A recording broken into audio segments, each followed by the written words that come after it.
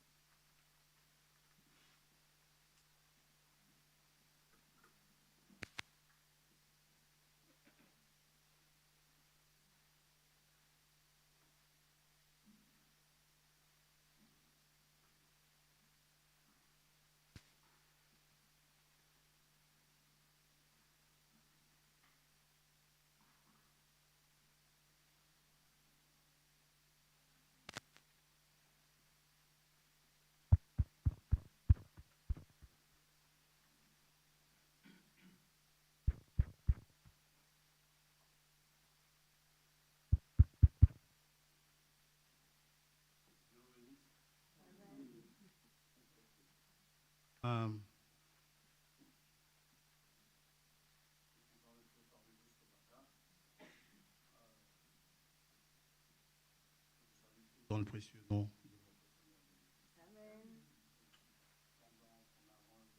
Oh. Je vais dire ici une annonce. Tu ne les fais pas, ma soeur. J'ai toujours pensé que Fabrice était ton petit frère et Nathanaël, ta petite sœur. La maman de Fabrice et de Nathanaël remercie le Seigneur pour ses 50 ans. Elle n'a pas peur de les mettre. Une année de plus.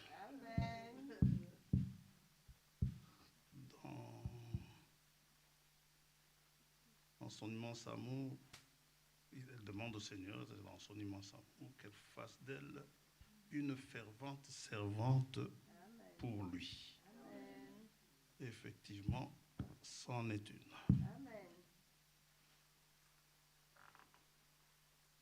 Nous remercierons le Seigneur pour cela.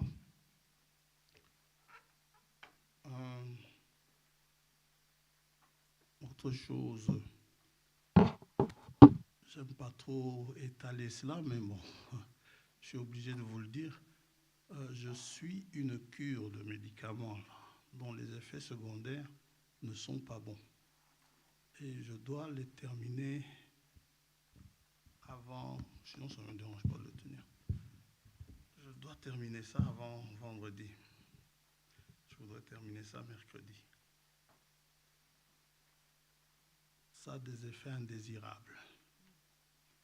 Ce qui fait que, bon, c'est possible que mercredi, je ne sois pas là. Alors si je ne suis pas là, vendredi, je ne saurais pas être là parce que je serai déjà parti. Je voudrais juste vous dire au revoir et que si le Seigneur permet, s'il tarde, nous nous reverrons 2 semaines plus tard, si Dieu le veut. Bien sûr, on transmettra les salutations assemblées où nous irons. Je ne sais pas encore où. Je n'ai prévenu personne que j'y vais. On verra bien. Je verrai bien sur place. Je remercie le Seigneur d'avoir permis de rendre cela possible pour autant que je puisse y aller, parce que pour tout ce qui est demain, nous devons toujours dire si Dieu le veut, n'est-ce pas? Même si c'est vendredi, si Dieu le veut, j'en suis reconnaissant au Seigneur. Comme je dis, nous avançons en âge, n'est-ce pas, sœur Suzanne? Nous avançons en âge et, bon, on commence de plus en plus à recevoir des nouvelles, voilà, des départs de certains, et parfois, ce sont eux qui reçoivent là-bas de nous. Dans la famille, on ne reste plus que 2. J'aimerais bien profiter du temps qui nous reste encore dans notre pèlerinage ici-bas, que nous puissions passer quelques jours encore ensemble de temps en temps. C'est pour cela que j'y vais. Si Dieu le veut, s'il nous met tous en vie encore, j'espère encore pouvoir aller là-bas, à moins que lui ne vienne ici. L'année prochaine, jusqu'à ce que le jour où on se verra pour la dernière fois. Ce sont des choses qu'il faut réaliser.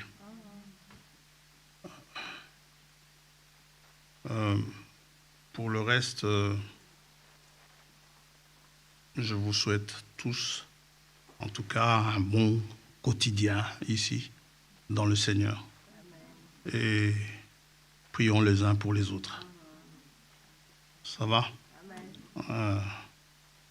J'aime beaucoup cet endroit, pas la chair, mais le 94 rue de Firlan. Quand je suis loin, je pense souvent à ici. Je suis souvent, mes pensées viennent souvent ici. Et comme il y a des frères qui savent manipuler les petits appareils là, les smart. Quand je suis en Afrique, quand le culte est terminé, première chose que je fais, je vais toujours chez les frères qui ont leur smart. Ils me disent, tiens, chez toi, on a prêché aujourd'hui ceci. Ils voient ça. Alors je regarde un petit peu avec eux et ça me fait du bien. Amen. Ça me met toujours proche de vous. Que le Seigneur vous bénisse richement. Amen. Nous allons prier.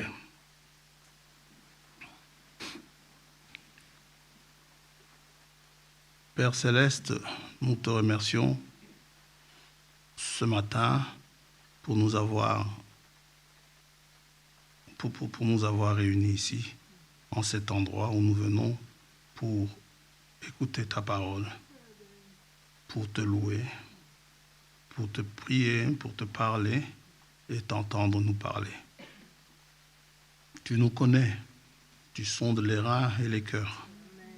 Tu connais tout ce qu'il y a en nous, tu sais ce qu'il faut enlever, tu sais ce qu'il faut ajouter. Nous avons pleinement confiance en toi, dans la mesure où nous savons que tous les projets que tu as faits sur nous sont des projets de bonheur et non de malheur. Aussi, dans tout ce qui peut nous arriver, nous te disons merci. Oh, je te remercie pour l'année de plus que tu as rajouté à ta servante, notre sœur. Je te remercie pour le jour que tu nous as tous rajoutés ici. Non seulement ici, mais ceux qui sont absents. Certains sont malades, sont affligés, d'autres sont au travail, d'autres sont en voyage. Que tu les bénisses partout où ils sont. Parce que malgré tout, même si géographiquement nous sommes éloignés, que nous soyons toujours dans les conditions de la Pentecôte, dans un même lieu et étant d'un même cœur. Que tu répandes ton Esprit Saint au milieu de nous, que tu nous fasses avancer. Te demandons pardon pour tous nos péchés, que ta grâce nous soit favorable. Au nom de Jésus-Christ, notre Seigneur, nous t'avons prié. Amen. Amen. Amen. Il y en a qui sont là pour la première fois?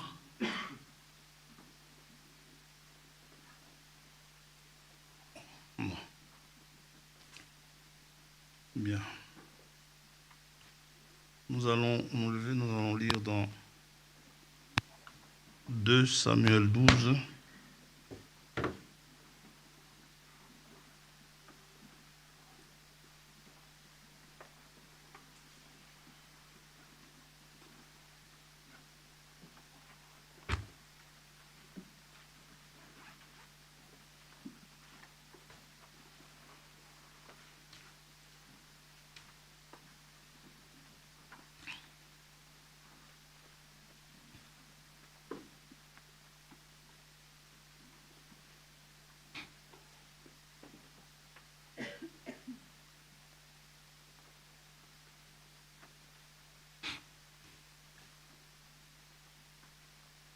L'Éternel envoya Nathan vers David. Et Nathan vint à lui et lui dit, « Il y avait dans une ville 2 hommes, l'un riche et l'autre pauvre. Le riche avait des brebis et des bœufs en très grand nombre. Le pauvre n'avait rien du tout qu'une petite brebis qu'il avait achetée. Il la nourrissait. Elle grandissait chez lui avec ses enfants. Elle mangeait de son pain, buvait dans sa coupe, dormait sur son sein, et il la regardait comme sa fille. Un voyageur arriva chez l'homme riche, et le riche n'a pas voulu toucher à ses brebis ou à ses bœufs pour préparer un repas au voyageur qui était venu chez lui. Il a pris la brebis du pauvre et l'a apprêtée pour l'homme qui était venu chez lui. La colère de David s'enflamma violemment contre cet homme. Et il dit à Nathan, « L'Éternel est vivant, l'homme qui a fait cela mérite la mort. Et il rendra 4 brebis pour avoir commis cette action et pour avoir été sans pitié. » Et Nathan dit à David, « Tu es cet homme-là. » Nous arrêtons là. Que le Seigneur bénisse sa parole. Pouvons nous asseoir.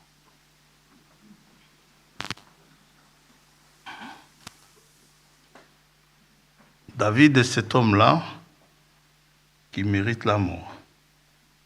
C'est l'homme qui a fait cela. Il mérite la mort. Et nous avons vu dimanche passé que David a bénéficié de la grâce de Dieu. Parce qu'au verset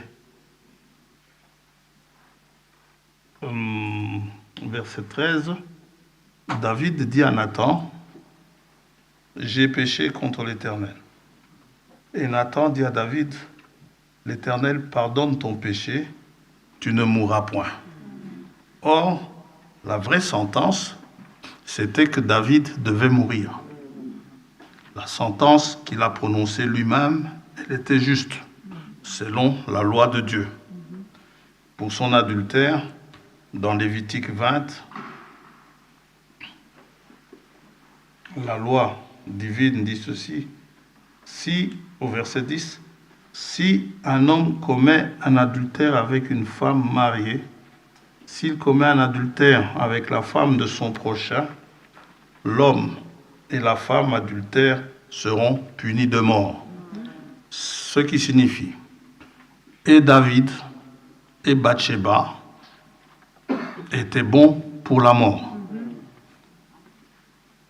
Et pour ce qui est des brebis, c'était aussi la loi de Dieu. Quand il dit qu'il devra remettre 4 agneaux. Exode 22.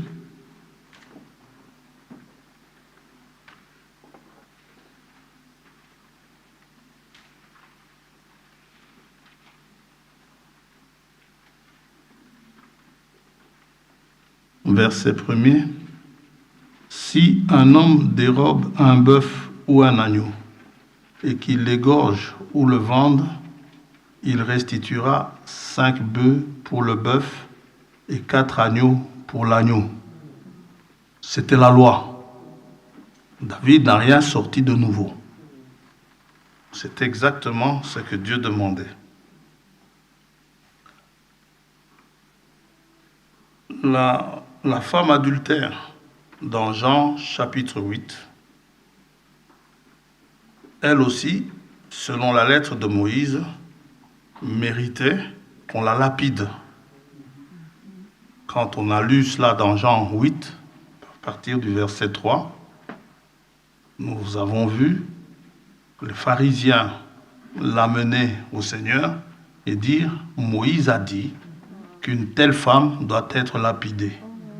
Normalement, comme ils l'ont prise en flagrant délit d'adultère, les pharisiens n'ont pas été justes dans leur démarche, dans la mesure où, puisqu'elle a été prise en flagrant délit d'adultère, l'homme qui commettait adultère avec elle devait aussi être là.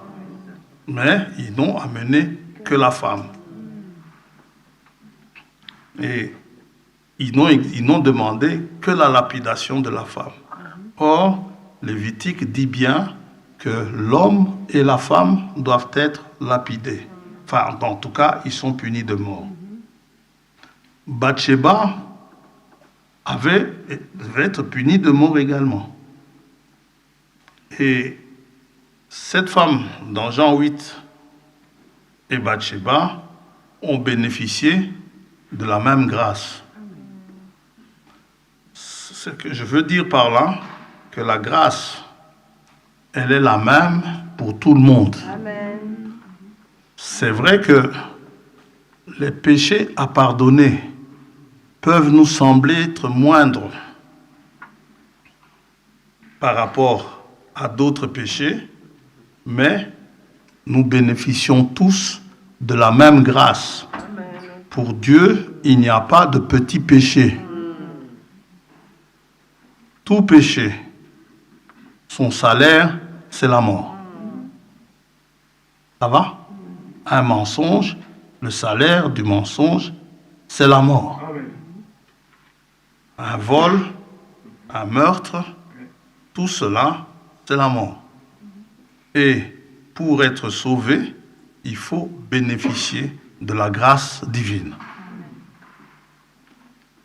Alors, David, il dit lui-même, il le reconnaît, il dit qu'il a commis un grand péché. Non seulement meurtre, adultère, non seulement le meurtre, mais l'adultère aussi. Non seulement l'adultère, mais le meurtre. Nous, on peut se dire, ce qu'il a commis, c'est très grave. Et je peux essayer de me justifier en disant, je n'ai jamais tué personne, je n'ai jamais commis adultère,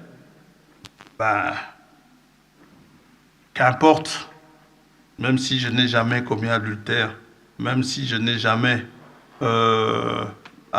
commis de meurtre, même si je n'ai jamais fait violence ou être coupable de violence envers quelqu'un, qu'importe, quoi que j'ai fait dans ma vie, pour mon salut, j'ai besoin de la même grâce. Amen.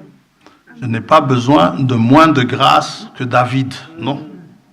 J'ai besoin de la même grâce que David. Au travers du péché de David, nous devons comprendre combien Dieu nous a fait grâce. Parce que pour beaucoup ne se l'imaginent pas. Ils pensent qu'ils sont privilégiés parce qu'ils n'ont jamais commis de grandes fautes. Non, non. Vous êtes privilégiés tout simplement par pure faveur imméritée de Dieu, que nous ne méritons pas. Dans Genèse chapitre 6,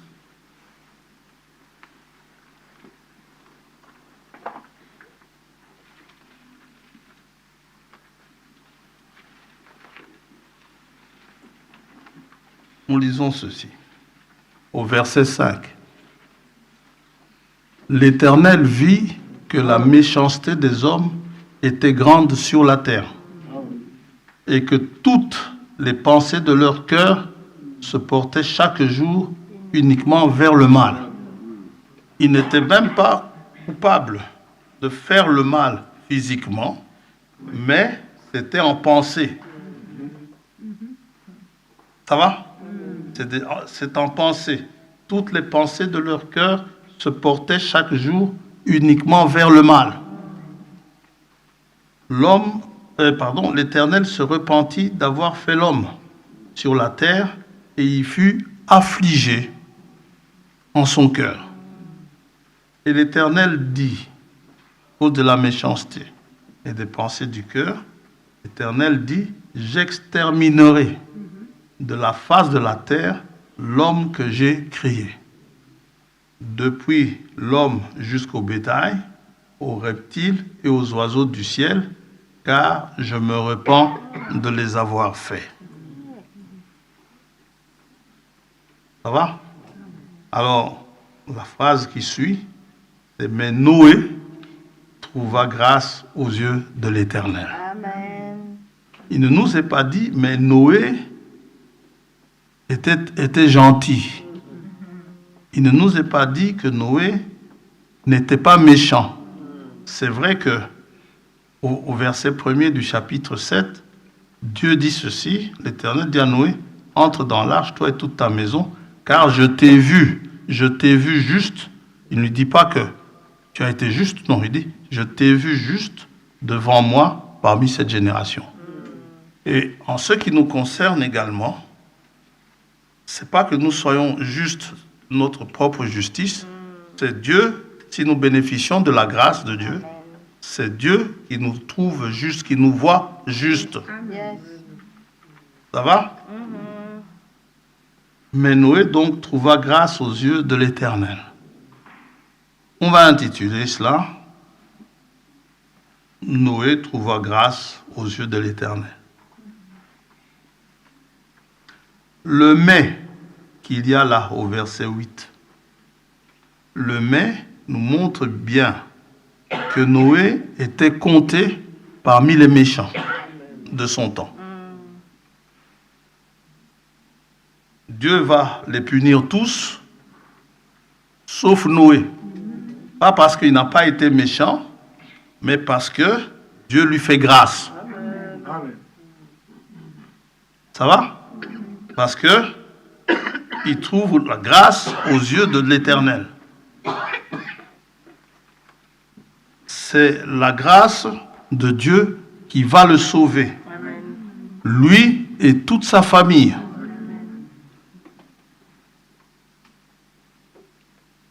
C'est aussi par la grâce de Dieu que Noé va recevoir les instructions de Dieu pour pouvoir échapper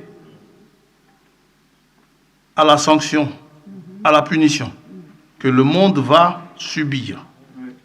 Nous savons qu'il y a une grande tribulation qui va tomber dans le monde.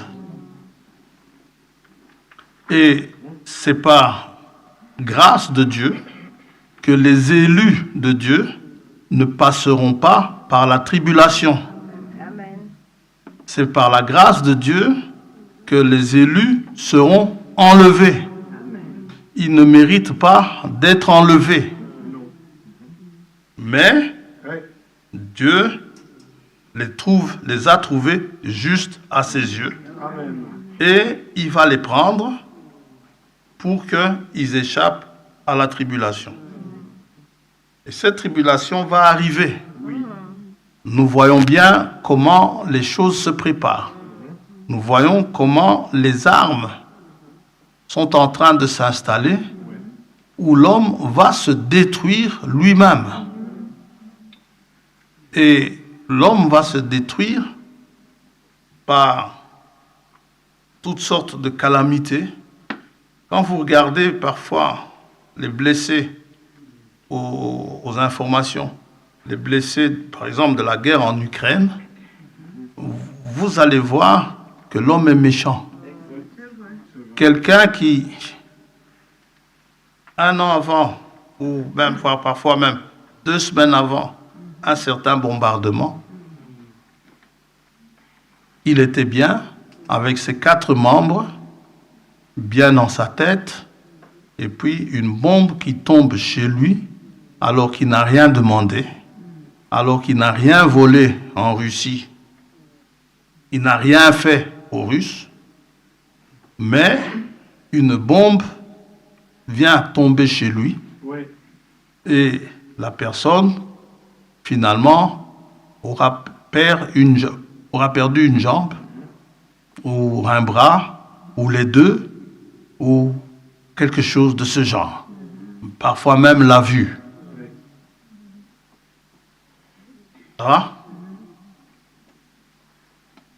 Ça, ce sont des choses qui vont arriver. Où, pour le moment, il y a un Saint-Esprit qui bloque le fait que la terre entière soit détruite.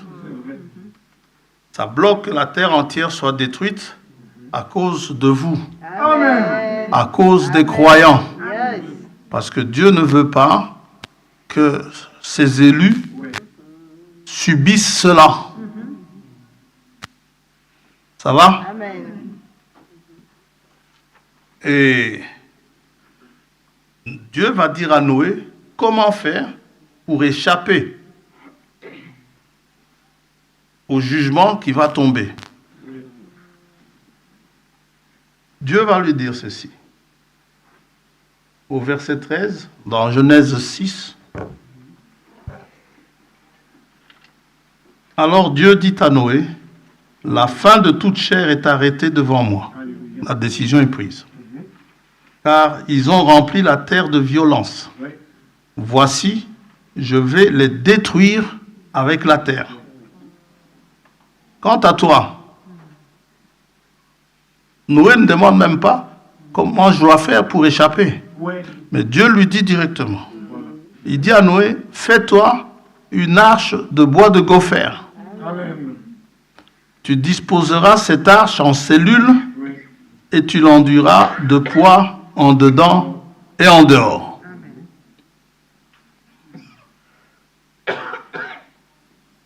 L'arche en bois de gopher. Le frère explique, le bois de gopher, c'est un bois dont on ne tient pas vraiment beaucoup compte. Il est poreux. C'est-à-dire, si vous prenez un tronc d'arbre, on va essayer de dessiner en grand, il y a des pores à l'intérieur.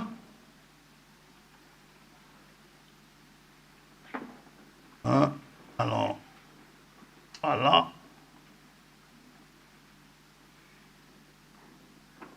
Ça va? Et il y en a plein comme ça. Ça veut dire que si vous le jetez dans l'eau, l'eau pénètre dans le bois. Ça va? Alors, donc le bois n'est pas vraiment approprié pour en faire un bateau. Quand l'eau entre dans un bateau, qu'est-ce que le bateau fait? Il coule. Le bois également, si vous voyez un morceau de bois au fond de l'eau, c'est que le bois a pris l'eau. Alors, Dieu dit à Noé, qui n'était pas un constructeur de bateaux ou d'arches, Dieu dit à Noé, mets-y de la poix dedans, dans les ports. Non seulement dedans, mais dehors aussi, pour que l'eau ne pénètre pas. Ça va? Remplis cela de poix. Je n'ai mis qu'une seule port. Hein. Donc, il faut mettre de la poix. Et partout, comme cela. Voilà.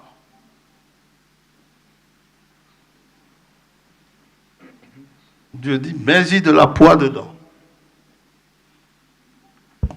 Noé ne pose pas de questions, se disant, mais Seigneur, ce bois, il est mauvais.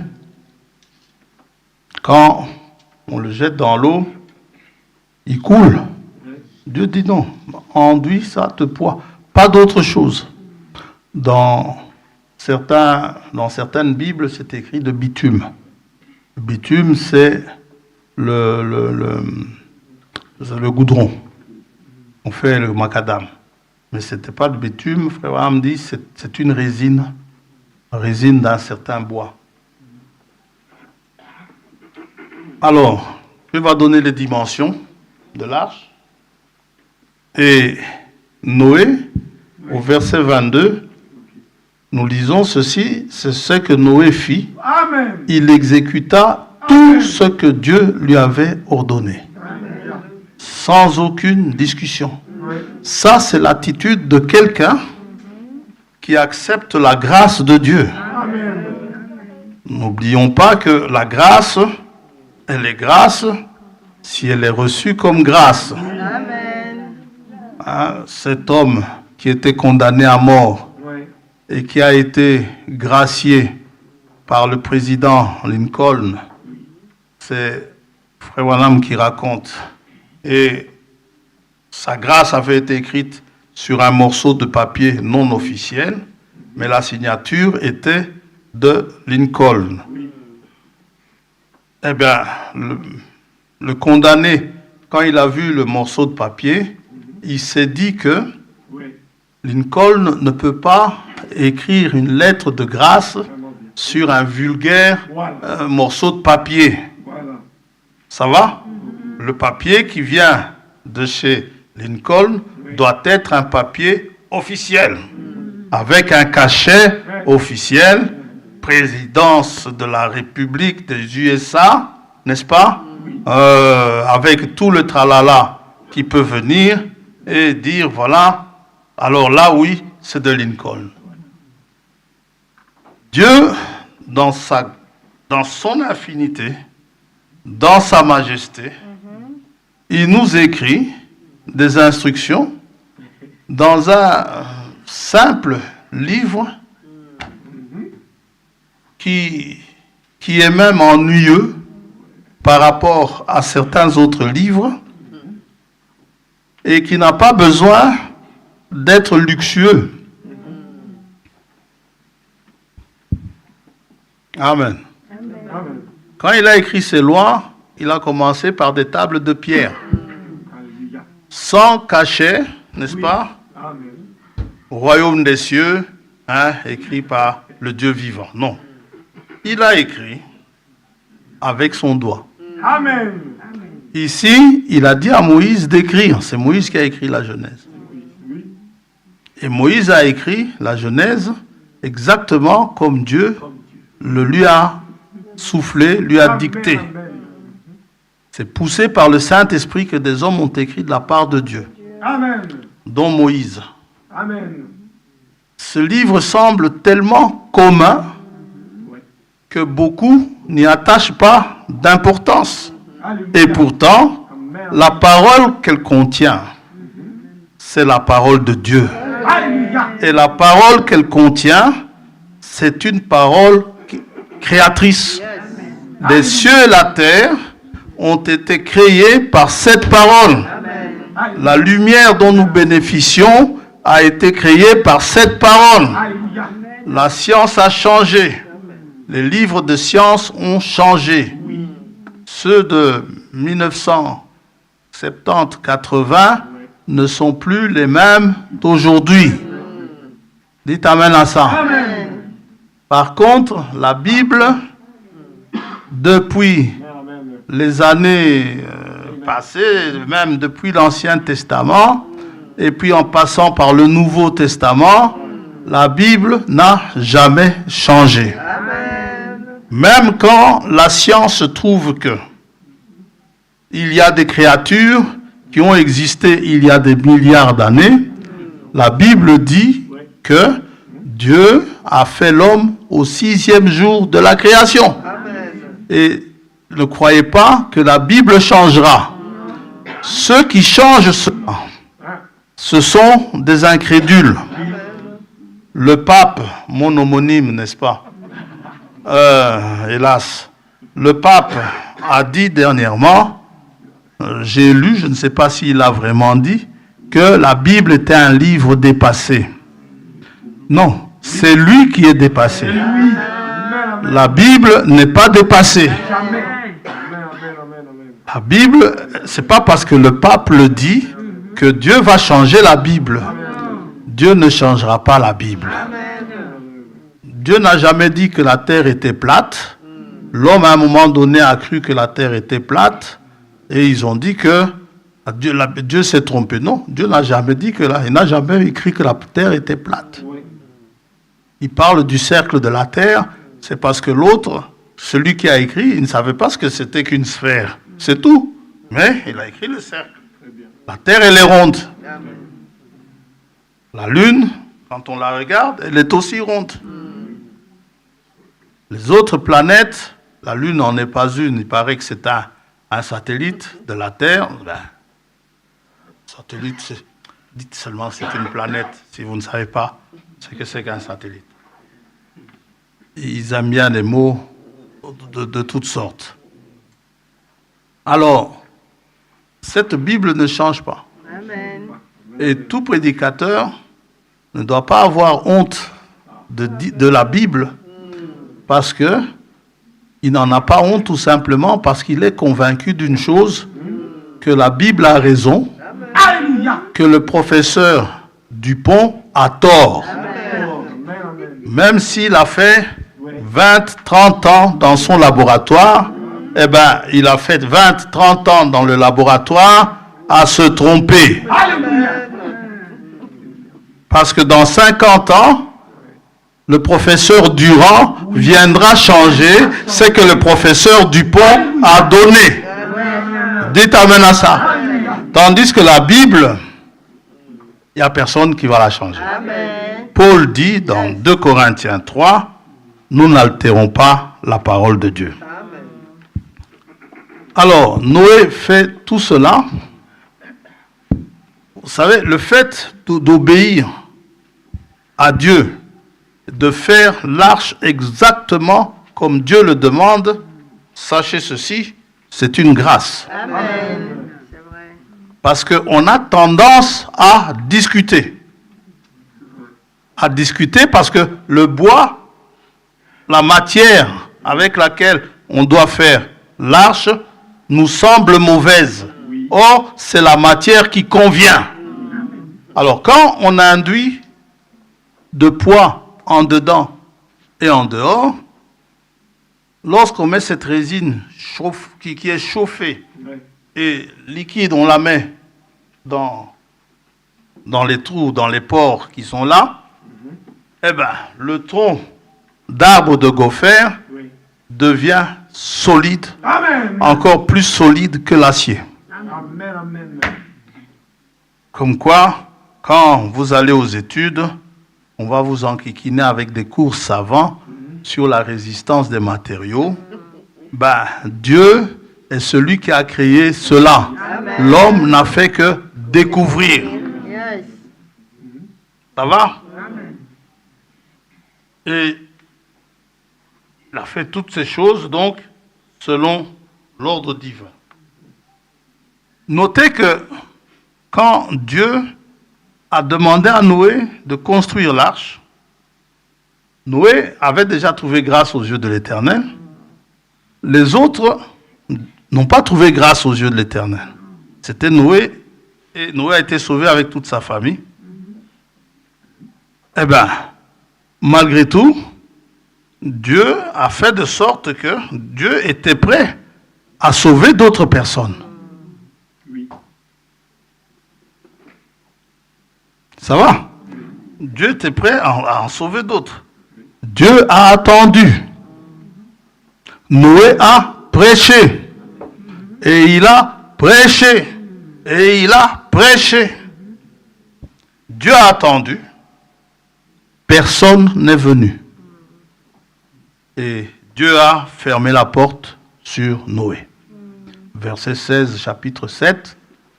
Noé entra, il en entra dans l'arche des animaux mâles et femelles de toute chair, comme Dieu l'avait ordonné à Noé. Amen. Puis l'Éternel ferma la porte sur lui. Père François, Dieu n'attendait pas que les autres entrent. 1 Pierre, chapitre 3.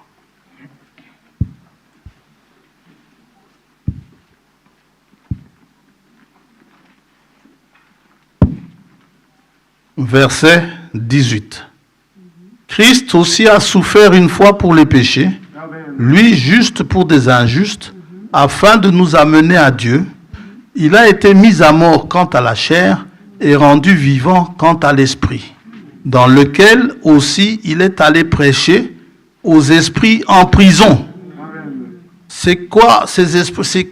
Qui sont ces esprits-là qui, autrefois, Oui. il y a longtemps, avaient été incrédules? Pas là du temps de Pierre, non. Autrefois, par rapport à Pierre, avaient été incrédules lorsque la patience de Dieu se prolongeait au jour de Noé, que Dieu avait manifesté de la patience, attendant que les gens se repentent. Pendant la construction de l'arche, dans laquelle un petit nombre de personnes, c'est-à-dire 8, furent sauvées à travers l'eau. Frère François, qu'est-ce qui te fait dire que si c'était repenti, ils auraient été sauvés? Vous savez, Ninive aussi était condamné. Quand Jonas a été forcé finalement par la main divine pour aller prêcher à Ninive, Jonas a prêché, les Ninivites se sont repentis. Amen. Depuis le roi jusqu'au plus petit, même les animaux.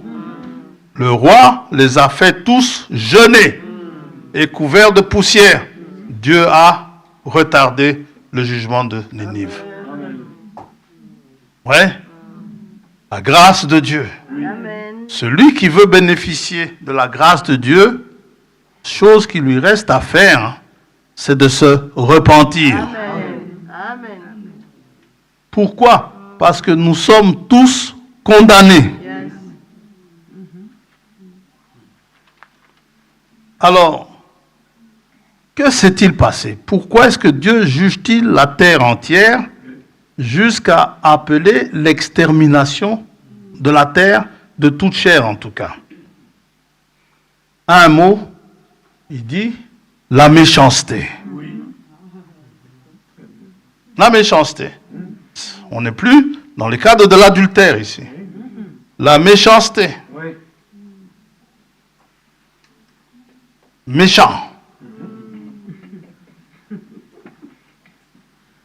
Genèse 6, donc, pour qu'on soit bien sûr, la méchanceté. Verset 5, l'Éternel vit que la méchanceté des hommes était grande sur la terre. Amen. Évidemment, et cette méchanceté faisait que toutes les pensées de leur cœur se portaient chaque jour uniquement vers le mal. Oui. Rien que les pensées. Et pour Dieu, la terre était remplie de violence. Verset 13. Donc, la méchanceté provoque la colère de Dieu. Oui. Amen. Amen. Et nous savons tous ce que c'est qu'être méchant. Vous le savez? Psaume 50. Entre autres.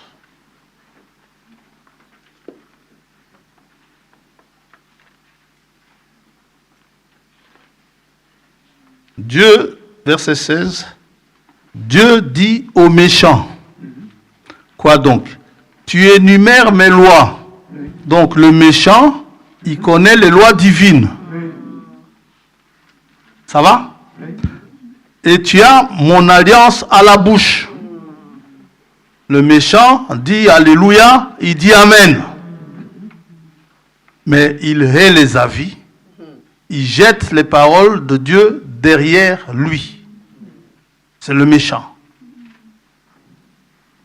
Il ne vole peut-être pas, mais quand il voit un voleur, verset 18, si tu vois un voleur, tu te plais avec lui.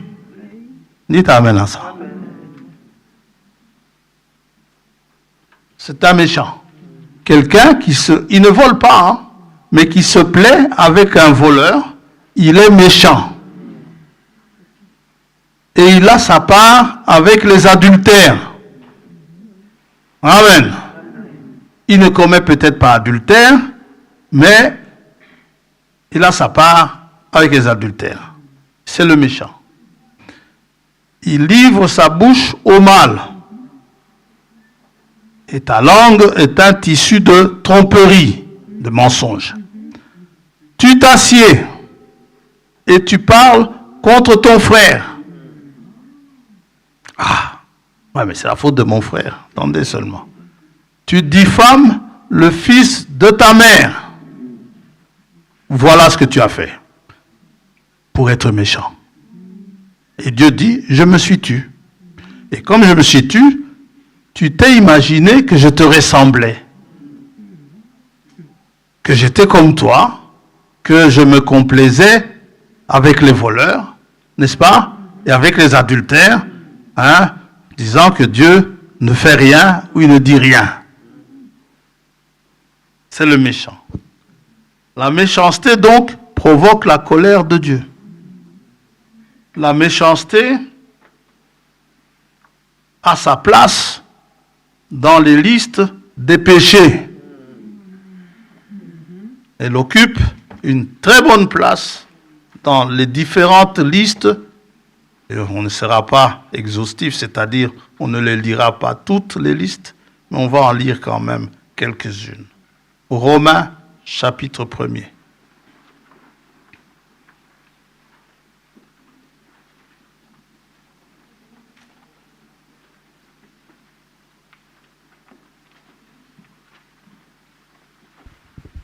Verset 28.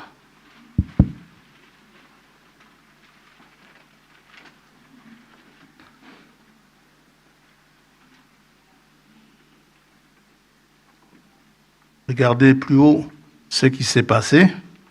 On va commencer au 28. Comme ils ne se sont pas souciés de connaître Dieu, Dieu les a livrés à leur sens réprouvé pour commettre des choses indignes. N'oubliez pas, le temps qui précède l'enlèvement, c'est un temps comme le temps de Noé. Ça va? Quand on dit toujours que ce sera un temps comme le temps de Noé, nos premières pensées, nous qui avons reçu le message, vont toujours au maquillage. N'est-ce pas? Vont aux hommes se mariaient, les fils de Dieu me prenaient comme femme, les fils des hommes, les filles des hommes, et ainsi de suite. On ne pense qu'à ça. Mais n'oubliez pas, le temps de Noé est caractérisé par une génération méchante. Comme aujourd'hui. Ils savent très bien que Dieu n'aime pas ça. Eux, ils vont dire que c'est dépassé. C'est le Moyen-Âge, ça. Mais le même Dieu qui était au Moyen-Âge, il est toujours Dieu aujourd'hui. Et il n'a pas changé. Dieu aurait été injuste d'avoir interdit certaines choses au Moyen-Âge et les autoriser aujourd'hui. Ce qui était interdit au Moyen-Âge reste interdit aujourd'hui. Amen. Yes. Amen. Yes.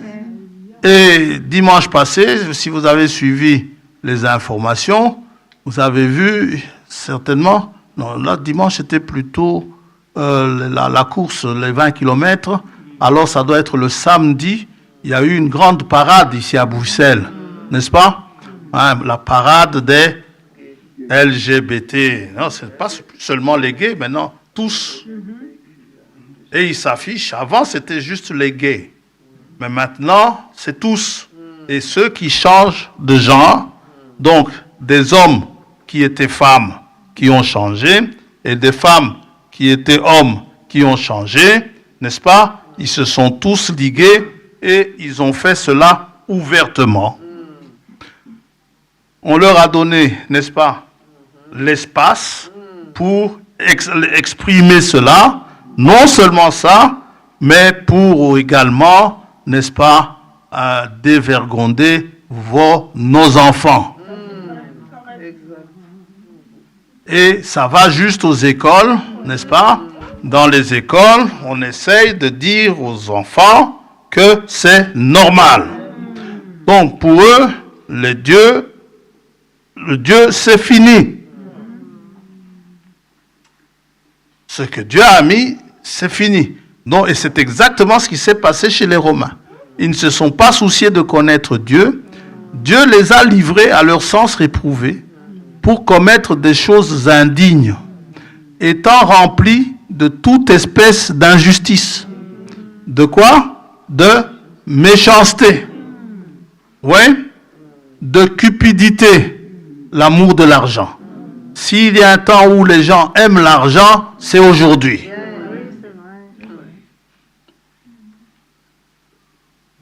Ça va? De cupidité, de malice. Ce sont ceux, la malice, c'est quelqu'un de rusé. Hein? Quelqu'un de malicieux, c'est quelqu'un qui fait les choses sans que vous ne le remarquiez. Il est un peu ingénieux à ça. Plein d'envie, ils envient les autres. Si ton frère ou ta sœur a reçu, dis merci à Dieu. Amen. Pour ton frère. De meurtre,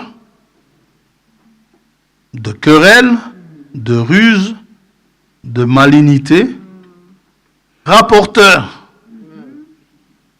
C'est la liste, hein? Médisant. Celui-là, il échappe souvent dans les lectures. Le médisant. On lit souvent le calomniateur, mais le médisant, on l'oublie. Or, c'est le pire de tous, le médisant. Pourquoi c'est le pire que la calomnie? La calomnie, quand vous calomniez quelqu'un, ça vous ronge quand même quelque part. Si vous avez un brin d'humanité, ça vous ronge un peu à l'intérieur, parce que vous savez très bien que ce que vous dites de l'autre est faux. Ça, c'est la calomnie. Par contre, la médisance, ça vous apaise dans la mesure où vous savez très bien que ce que vous dites de l'autre, que c'est vrai. Ça vous donne un sentiment d'inculpabilité. Que vous n'êtes pas coupable. Ouais, parce que ce que vous dites est vrai. Et d'ailleurs, vous le dites pour la gloire de Dieu. Comme beaucoup aiment à le dire. Ça, c'est le médisant. Ça veut dire vous étiez derrière moi sans que je ne m'en rende compte. Au carrefour, j'ai pris quelque chose, j'ai volé, j'ai mis ça dans ma poche. Hein? Et puis en sortant, frère François, tu as pris ça, je dis, frère, c'est la dette coloniale. Ok, c'est la dette coloniale. Bon, mais vous partez de là, vous savez, frère François, il a pris des choses au GB. Et il appelle ça la dette coloniale. Et puis après, demain, donc si c'était un samedi, demain, il viendra nous prêcher. Oui, ça, c'est la médisance. Ce que vous dites est vrai. Mais il fallait reprendre frère François là. Il ne fallait pas te taire pour aller raconter au frère Luc. Non. Donc, le médisant, impie, arrogant, hautain, fanfaron, ingénieux au mal. Dit que mon frère Nestor a fait des études d'ingénieur 5 ans. Ceux-là, ils n'ont jamais étudié ça, mais ingénieux au mal. Rebelles à leurs parents, dépourvus d'intelligence, de loyauté, d'affection naturelle, de miséricorde. Et bien qu'ils connaissent, c'est le méchant, ils sont méchants, et bien qu'ils connaissent le jugement de Dieu, ils connaissent, déclarant digne de mort, comme David connaissait le jugement de Dieu, déclarant digne de mort l'homme qui avait pris la brebis de l'autre. Eh bien qu'ils connaissent le jugement de Dieu, déclarant digne de mort ceux qui commettent de telles choses, non seulement ils le font, mais encore ils approuvent ceux qui les font. Amen. Pour s'en sortir, on a besoin de la grâce de Dieu. Si on fait partie de la liste là, qui vient d'être lue, si on se retrouve là-dedans, nous devons savoir ceci. Le fait de me retrouver là-dedans, j'ai besoin que Dieu me fasse grâce pour que je puisse être enlevé. Si je n'ai pas la grâce de Dieu, si je ne trouve pas grâce aux yeux de Dieu, l'enlèvement, ce n'est pas pour moi.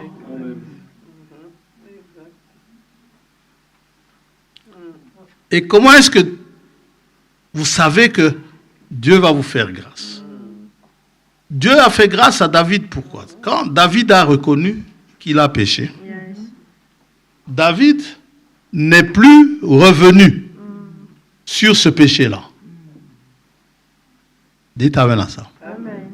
Il s'est repenti. Amen. Il a commis d'autres péchés après. Mais ce péché-là,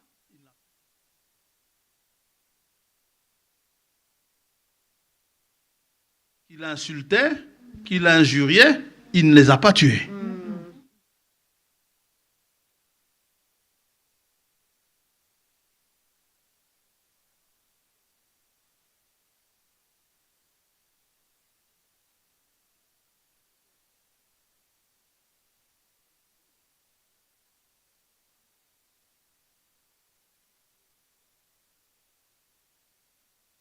Il dit, je ne sais pas.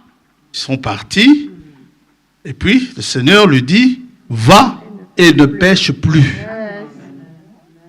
Si c'était pour se relever et aller refaire encore la même chose, celle-là, elle n'aurait jamais eu l'occasion de rencontrer le Seigneur. Et Dieu sait si vous êtes prêts à abandonner cela.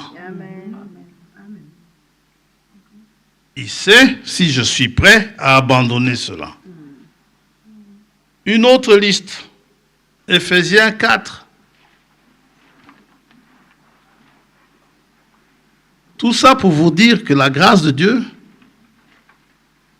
elle n'est pas seulement bénéfique qu'aux adultères, parce que c'est le péché qui nous semble souvent le plus grave dans les églises.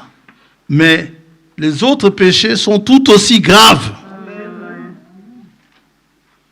Ephésiens 4, 30, c'était des élus avant la fondation du monde, n'est-ce pas? Vous lisez cela dans Ephésiens chapitre 1er. C'était des élus. Verset 30, n'attristez pas le Saint-Esprit de Dieu, par lequel vous avez été scellés pour le jour de la rédemption. Que toute amertume, toute animosité, toute colère, toute clameur, toute calomnie et toute espèce de méchanceté disparaissent du milieu de vous. Amen. Si on vous dit, si on met là-bas devant une pancarte, Oui. là-bas devant, tenez bien vos chiens, allez avec eux aux endroits prévus pour les chiens, n'est-ce pas?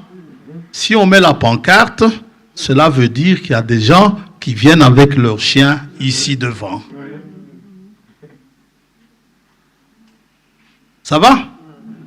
Avec leur déjection ici devant. Mais, si on ne met rien, ça veut dire qu'il n'y en a pas. S'ils demandent à ce que ça disparaisse du milieu d'eux, c'est parce que ça se trouvait au milieu d'eux. Soyez bons les uns envers les autres, Amen. compatissants, vous pardonnant réciproquement, comme Dieu vous a pardonné en Christ. Amen. Le pardon, ça veut dire ce que ça veut dire. Hein. Pardon peut aussi aller, n'est-ce pas, dans les promesses non tenues, dans les dettes que nous pouvons avoir les uns envers les autres. Si vous voyez votre frère, votre sœur ne peut pas, comment dirais-je, ne peut pas faire répondre à ses obligations, laissez passer. Pardonnez, parce que Dieu en laisse beaucoup passer pour nous. Amen.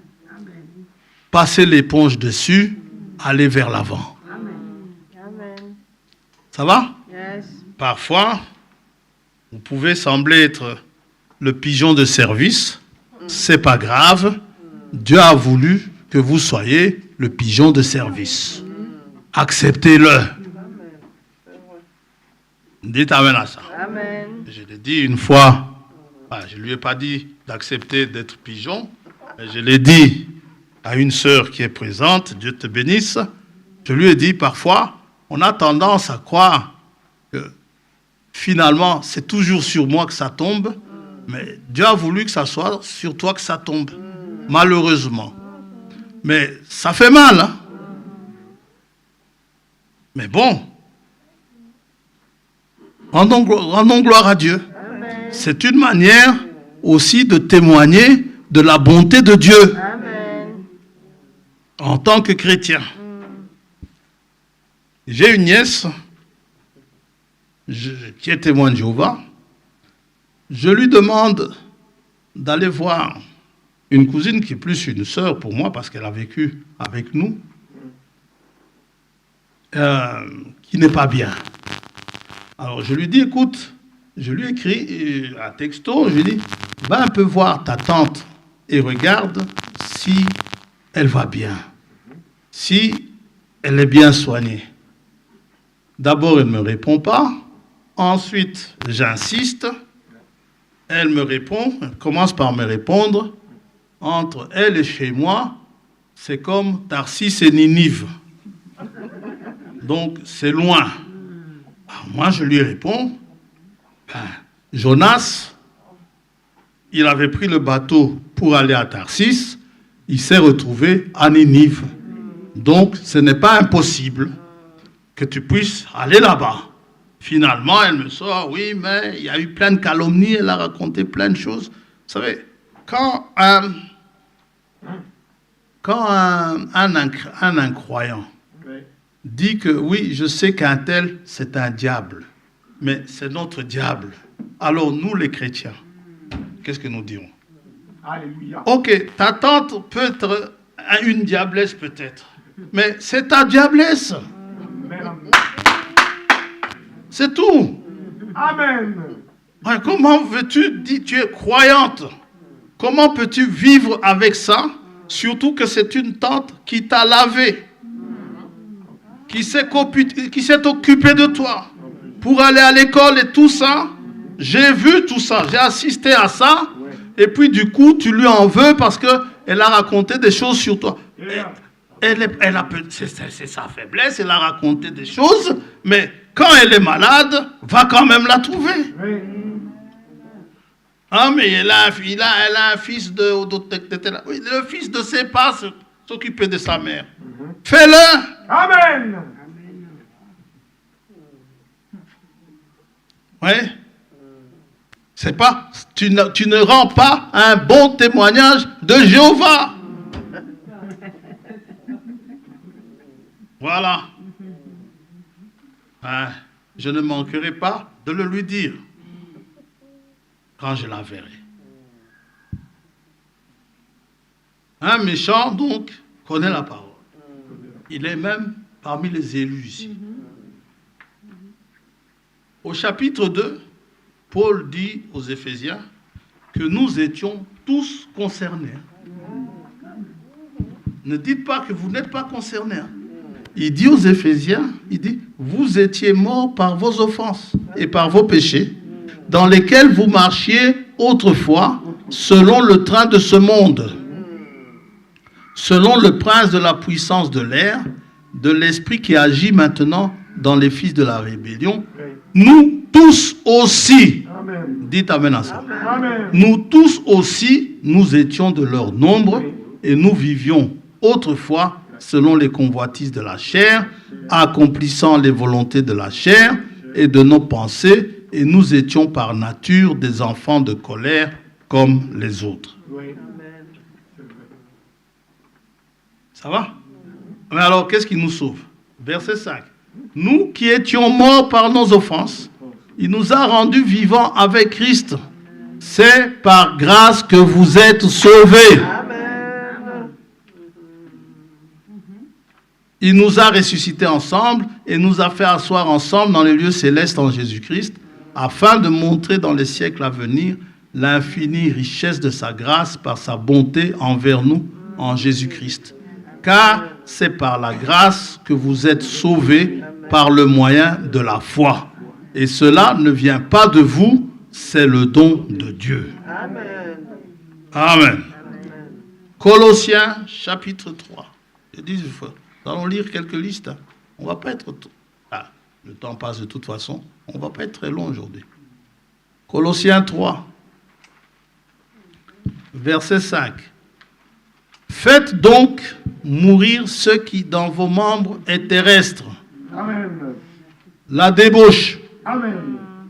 Oui, François, moi je ne suis pas débauché. C'est bien, c'est très bien. Dieu soit loué. L'impureté. Amen. Les passions. Amen. Les mauvais désirs. Amen. Et la cupidité, Amen. qui est une idolâtrie. C'est à cause de ces choses que la colère de Dieu vient sur les fils de la rébellion. C'est ainsi que vous marchiez autrefois, les Colossiens, lorsque vous viviez dans ces péchés. Mais maintenant, renoncez à toutes ces choses, à la colère, à l'animosité, à la méchanceté, à la calomnie, aux paroles équivoques qui pourraient sortir de votre bouche. Ça va? On va bientôt terminer. Tite, chapitre 3.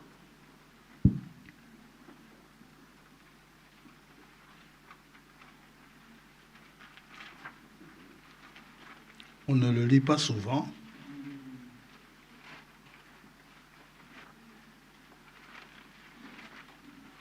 C'est après Timothée.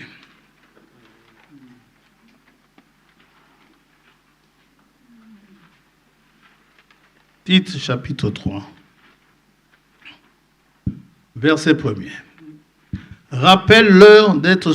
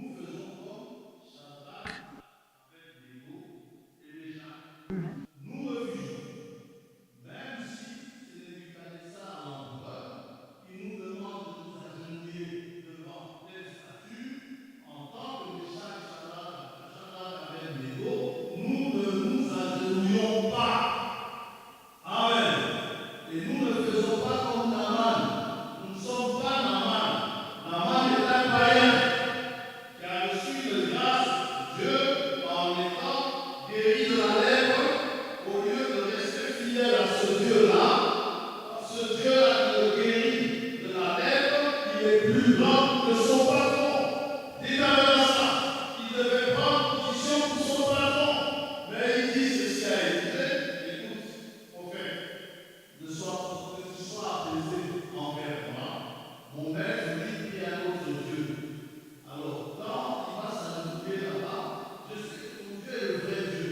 Et quand il dans le temple de son Dieu, c'est mon chef, je serai obligé de le suivre. Nous ne le suivons pas. Amen. Amen. Amen. Si c'est un voleur, nous ne volons pas. Si c'est un idolâtre, nous n'idolâtrons pas. Si c'est un corrupteur, nous ne corrompons pas. Nous faisons les choses, la loi de Dieu est avant toute autre loi. Amen. Yes.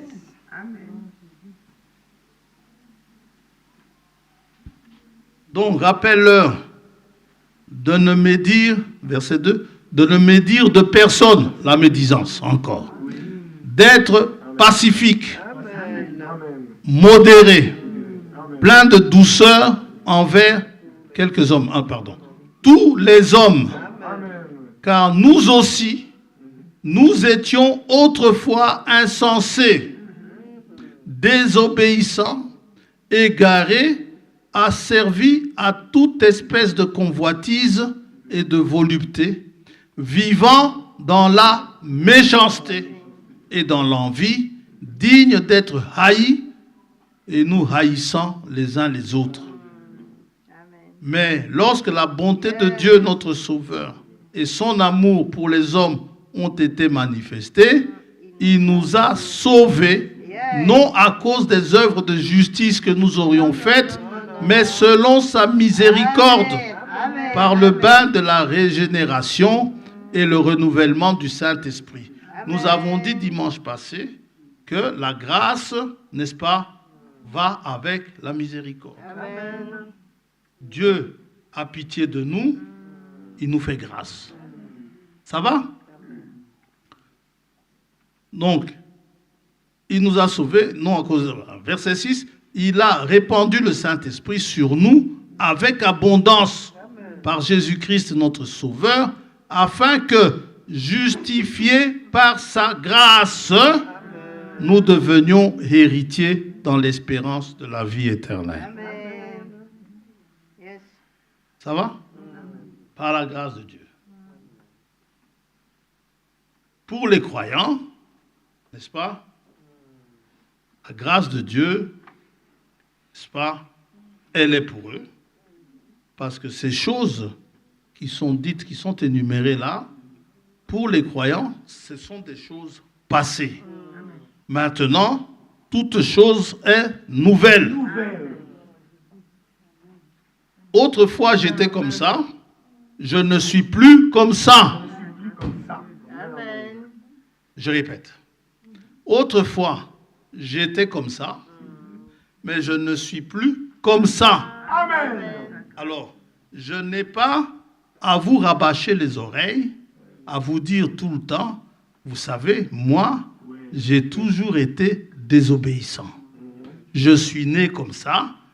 Si tu es né comme ça, vous savez, David, dans sa repentance, il s'en est pris à sa naissance. Hein. Oui. Il a dit, j'ai été conçu dans l'iniquité.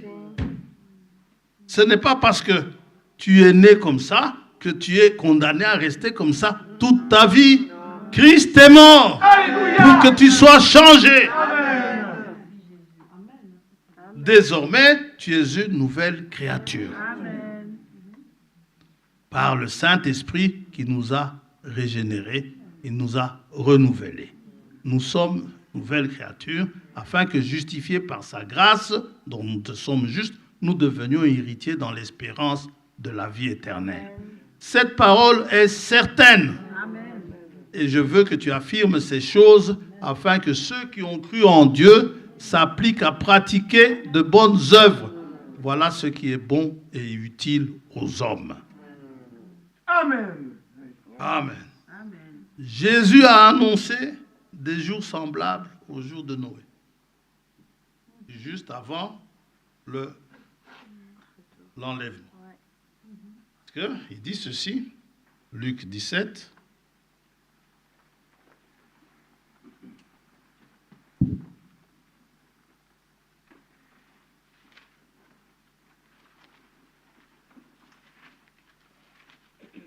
Verset 22. Et il dit aux disciples, des jours viendront, vous désirerez voir un des jours du Fils de l'homme, et vous ne le verrez point. Ce jour-là. On vous dira, il est ici, il est là. N'allez pas, ne courez pas après.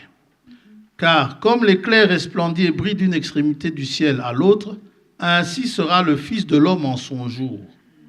Mais il faut auparavant qu'il souffre beaucoup, ça c'est déjà passé, et qu'il soit rejeté par cette génération.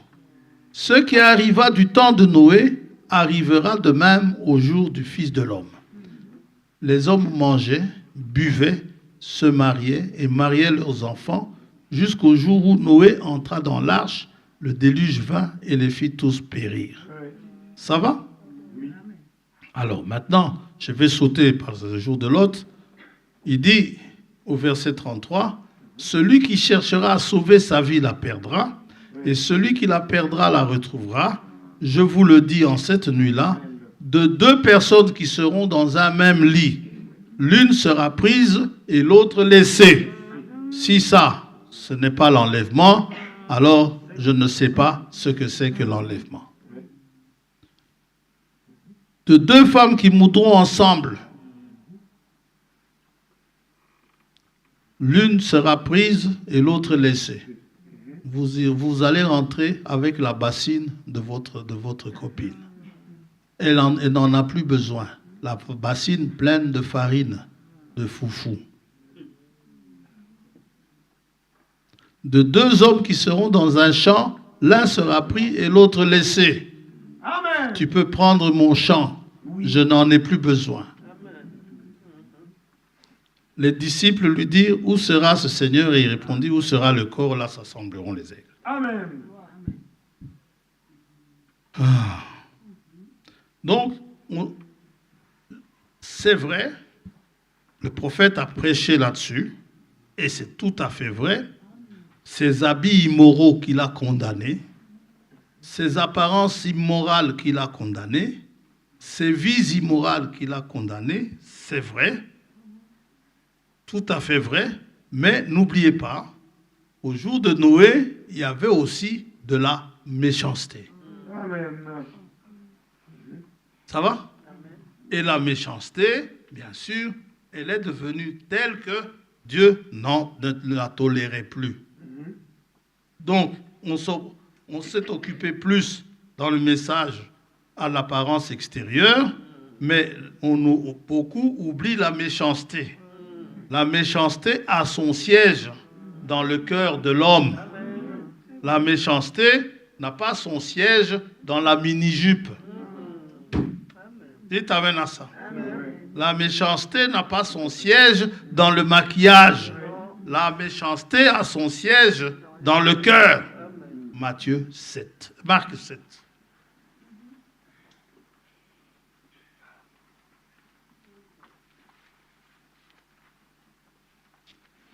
Donc, vous portez des jupes correctes, mais n'oubliez pas non plus la méchanceté. Ça va? Amen. Marc 7.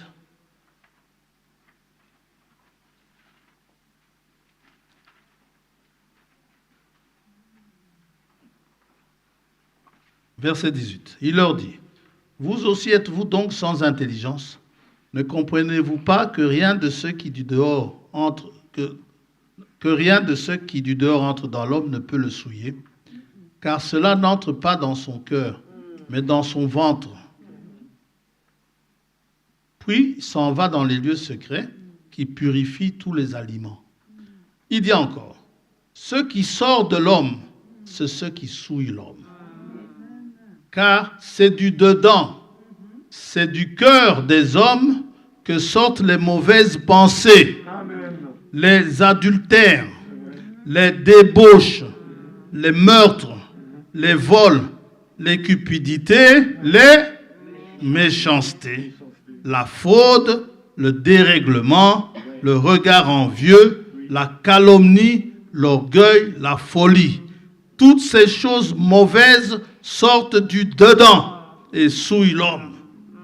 C'est pourquoi nous avons besoin du renouvellement du Saint-Esprit en nous, pour que nous ne soyons plus nous-mêmes ce que nous étions autrefois, mais que nous soyons, n'est-ce pas, des êtres, des hommes et des femmes nouveaux.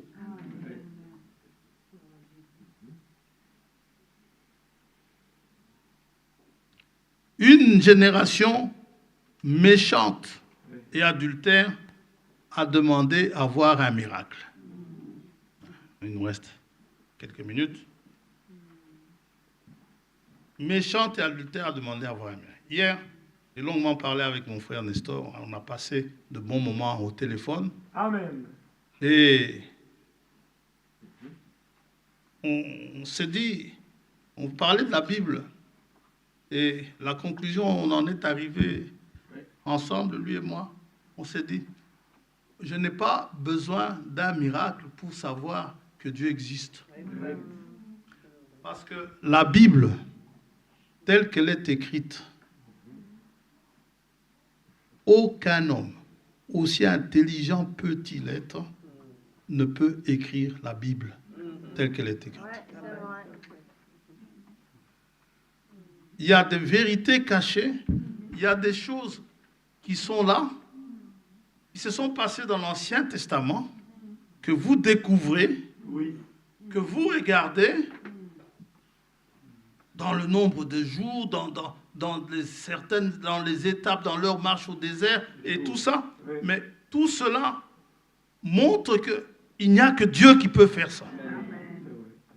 Aucun homme ne peut écrire ces choses. C'est vraiment divin. Alors, maintenant, je sais que c'est Dieu qui a écrit cela. Évidemment, si j'ai besoin d'un miracle, j'en ai besoin pour la guérison d'un être cher ou de moi-même, oui. Ou la délivrance de quelqu'un, oui, j'en ai besoin. Mais quand je demande le miracle, c'est parce que je sais que le Dieu qui a écrit ça, c'est le Dieu des miracles. Amen. Les miracles, il les fait. Amen. Dans Matthieu 12, il dit ceci aux pharisiens et aux scribes, verset 38. Alors quelques-uns des scribes et des pharisiens prirent la parole et dirent, « Maître, nous voudrions te voir faire un miracle. » Il leur répondit, « Une génération méchante et adultère demande un miracle. Il ne lui sera donné d'autre miracle que celui du prophète Jonas. Car de même que Jonas fut 3 jours et 3 nuits dans le ventre d'un grand poisson, de même le Fils de l'homme sera 3 jours et 3 nuits dans le sein de la terre. » Vous savez que pour croire ça, il faut la grâce de Dieu. Vous ne pouvez pas aller vous vanter disant que moi j'y ai cru directement. Non, non. Qui dites-vous que je suis? Tu es le Christ, le Fils du Dieu. Certains disent que tu es Jérémie, ceux-là n'ont pas eu la grâce. Que tu es Élie, que tu es l'un quelconque des prophètes, ceux-là ils n'ont pas eu la grâce. Il dit bon, mais vous, Pierre dit, tu es le Christ, le Fils du Dieu vivant. Pierre, sois heureux. Amen. Car ce n'est pas la chair et le sang qui t'ont dit cela, c'est mon Père dans les cieux qui t'a dit ça. Et pourquoi est-ce qu'il me l'a dit? Parce que je suis plus intelligent? Non, par grâce. C'est la grâce. Reconnaître Jésus-Christ en tant que Jésus-Christ, c'est la grâce. Encore un peu de temps, ceux qui ont la grâce de Dieu le verront. Mais les autres qui n'ont pas la grâce ne le verront pas. Ils vont voir un livre où c'est écrit dessus. Ils vont voir un prédicateur sauter, se jubiler peut-être ou des trucs comme cela. Mais ils ne le voient pas. Mais celui qui a la grâce de Dieu, à qui Dieu lui a fait la grâce de lui ouvrir les yeux, il le voit. Quand il va rentrer, il va vous dire, aujourd'hui, j'ai vu Christ. Pourquoi? Parce qu'il a dit, je serai au milieu de vous. vous allez vous attendre à le voir en habit palestinien. Il n'a pas dit ça. Il n'a pas dit, je viendrai à vous habillé comme ceci, habillé comme cela. Il dit, croyez aux œuvres. Alléluia. Yes. Quand vous ouvrez les yeux dehors, la première chose que vos yeux vont capter, Ouais. c'est et que si vous avez la grâce de Dieu, Oui. vous verrez Christ. Amen. C'est vrai. Oui. Ouais, un oiseau volé. Oui. Oh, Dieu est grand. Oh. Pas l'oiseau est grand, non. Dieu est grand. Amen. Amen. Yes. Yes. Gloire à Dieu. Yes. Et donc il dit, le signe du prophète Jonas. Est-ce que vous y croyez au signe du prophète Jonas? Bien sûr que j'y crois. C'est la vérité. Le monde incrédule n'y croit pas. Mais nous y croyons. Mais nous le croyons, ce n'est pas parce que nous sommes meilleurs que les autres. C'est une grâce que Dieu nous a faite pour que nous puissions croire en cela. Oui. Paul dit, l'autre dit, il voudrait que tu sois à ma place. Il dit au gouverneur comme ça, par l'exception de ces liens. Parce que les choses que je vois, j'aimerais bien que tu les voies aussi. Amen. Je ne suis pas fou. Non, non. Amen. Et pour terminer,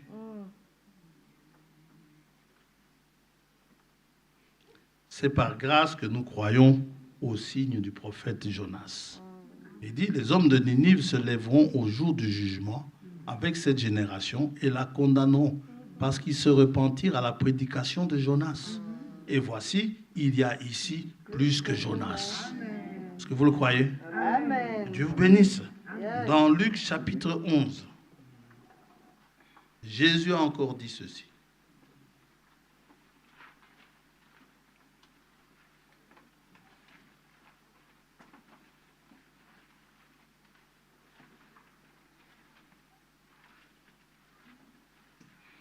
Verset 11.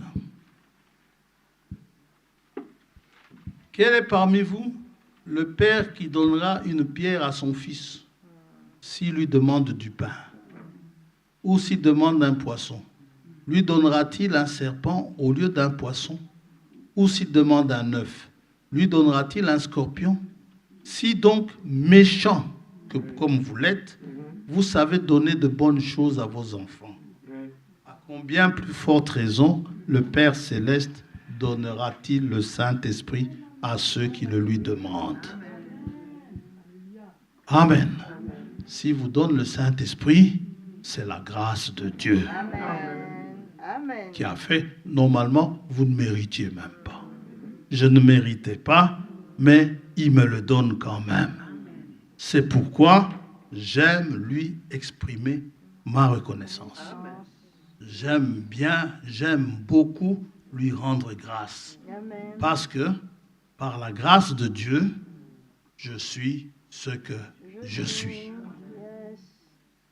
J'étais persécuteur avant, il m'a changé. Aujourd'hui, j'apporte la parole. Amen. Il m'a établi apôtre, prophète, prédicateur. C'est Paul qui parle, hein, c'est pas moi. Il dit, je suis, par la grâce de Dieu, je suis ce que je suis. Amen. Moi, Paul, je n'ai fait aucun effort pour être comme ça. Il m'a fait grâce. J'étais sur mon cheval, sur la route de Damas. Quand j'ai rencontré une lumière, Oui. j'étais sur mon cheval, j'y allais avec une certaine intention d'arrêter tous ces fanatiques-là qui crient Amen ou Alléluia. Mais il m'a rencontré en chemin. Amen, amen. La lumière m'a frappé. Ouais. Moi, je suis le seul à avoir été frappé. Amen. Amen. Ceux qui l'accompagnaient, ils sont restés sur leur cheval. Oui. Paul, il dit, j'ai vu une lumière. Oui. Il est tombé. Il était seul à tomber. Oui. Les autres frères à lui qui étaient là à côté, ils ne sont pas tombés. Non seulement cela, Paul a vu une lumière. Ça l'a rendu aveugle, cette lumière-là. D'après son témoignage dans les Actes, il y en a qui ont vu la lumière, mais ils n'ont pas été aveugles. Lui, il a été aveugle. Les autres pas. Pourquoi est-ce qu'ils n'ont pas été aveugles? Parce qu'ils n'ont pas vu la lumière telle que Paul l'a vue. Ils n'ont pas vu la même chose. La lumière que Paul a vue, c'était une lumière qui ressemblait à la colonne de feu la nuit. Puisque Paul, quand il a crié, « Qui es-tu, Seigneur, que je persécute ?» La voix lui répond. Et frère Branham dit, Paul s'attendait à entendre « Je suis l'Éternel, je suis Jéhovah ». Non, il dit « Je suis Jésus que tu persécutes ». Ceux qui ont vu la lumière n'ont pas entendu cela. Et même il y en a qui ont entendu mais qui n'ont pas vu la lumière. Ceux qui ont entendu, ils n'ont pas entendu qu'il a dit « Je suis Jésus ». Il n'y a que Paul qui a entendu cela. Amen. La grâce lui a été faite. Aussi, vous pouvez vous poser la question ce matin, en baissant la tête. Qu'est-ce que vous avez fait ce matin pour être ici, ce matin, écoutant la parole de Dieu? Vous n'avez rien fait. Qu'est-ce que vous avez fait pour être en bonne santé ici? Vous dites, vous faites attention à votre alimentation. J'en connais qui ont fait attention toute leur vie à leur alimentation et ça a mal fini. C'est la grâce. Amen. Il y a un médecin qui disait une fois, concernant ces maladies d'Égypte, pourquoi est-ce que certains attrapent ça? Est-ce que c'est génétique? Il dit non, parfois c'est pas génétique. C'est faute à... Eux, ils disent, c'est faute à madame, pas de chance. Non, c'est pas la faute à madame, pas de chance. C'est la grâce de Dieu qui a manqué, c'est tout. Prions le Seigneur. Je mange mal, je bois mal, je fais mal beaucoup de choses, mais Dieu m'a épargné par pure grâce. Amen. Je ne le mérite pas. Je lui suis reconnaissant. Amen. Prions le Seigneur.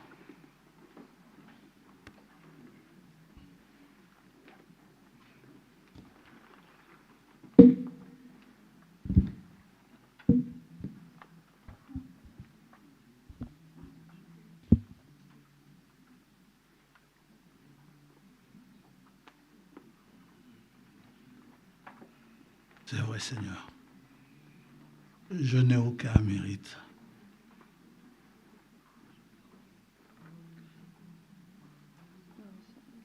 Ta grâce, elle est merveilleuse. Amen.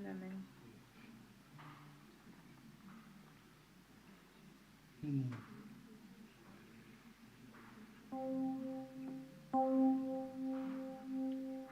Pendant que nous prions.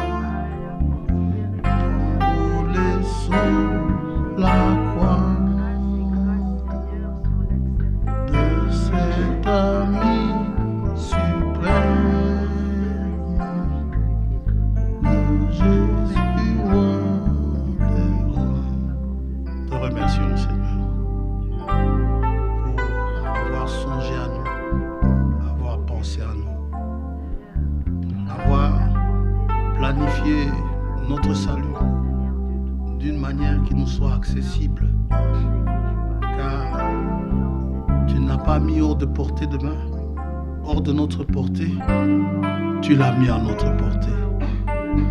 Tu nous as dit par le moyen de la foi, et nous croyons de tout notre cœur en cette parole dont Tite nous dit qui est certaine.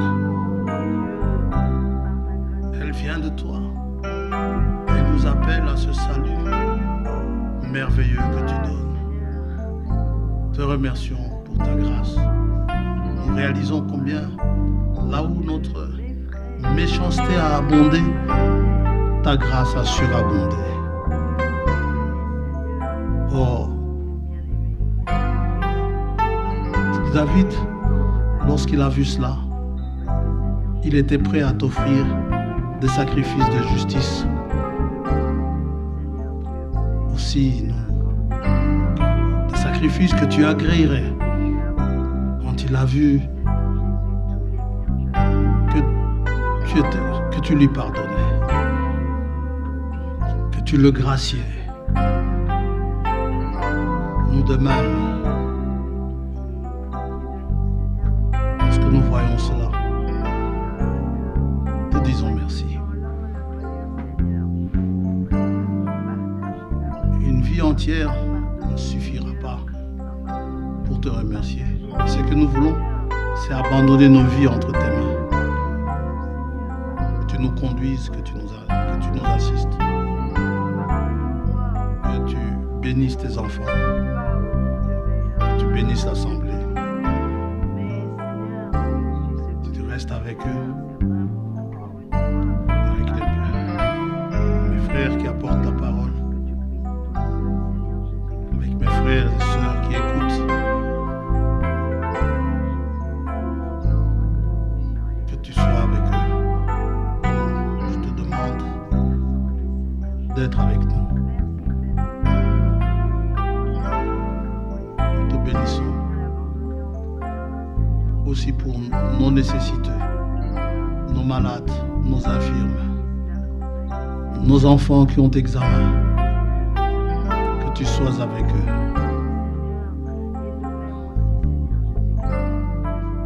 Que nos malades, que tu les guérisses, ceux qui sont alités, que tu les relèves, Seigneur, afin qu'ils viennent, que nous puissions tous, dans un même lieu, te louer de tout notre cœur. Sois béni, sois loué. Alors que nous terminons la réunion, te remettons notre chemin de retour entre tes mains. Que tu raccompagnes chacun d'entre nous. Tu tardes à venir pour les jours de réunion. Que cette salle soit occupée par des cœurs qui s'attendent à toi, qui veulent de toi. Et qu'ainsi puissent recevoir à la mesure de leur attente. Au nom de Jésus-Christ notre Seigneur. T'adressons nos prières, notre prière. Amen.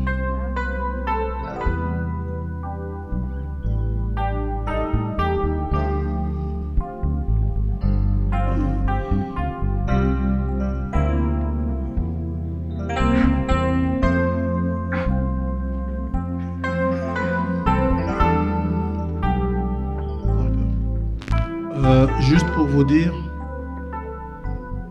que pour le 31 décembre, Ernesto m'a appelé pour ça hier. C'est un dimanche. Et un dimanche, il n'y a pas action de grâce. Il y a culte normalement. Le culte, comme vous avez voulu une veillée, le culte est reculé à la veillée. Et la veillée va passer de 22h, disons, vers 1h, 2h du matin.